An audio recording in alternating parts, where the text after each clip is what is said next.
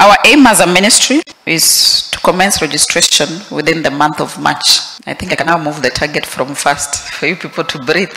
But within the first week of March, we have to begin registration. From our regulations, from the Act, this will go on up to June.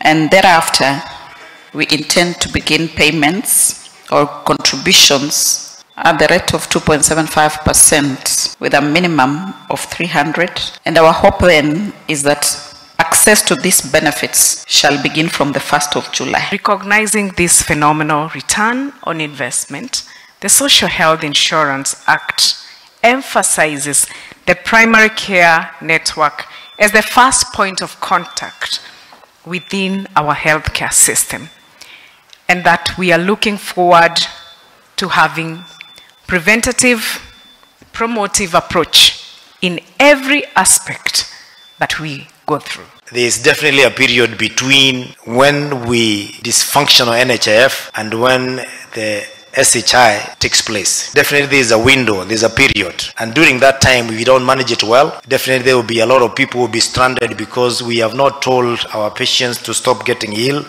or not need the services because it's a transition.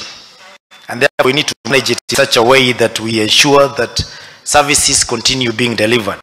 I think we were running very fast, and my team was working with a target of 1st of March. But having listened to Governor Muthoni, I think there's one slight step that we need to consider so that we have everyone on board. And just to confirm to you, Governor, we are here to work together. There's no patient for county government and patient for national government. Tutigane na isho shauri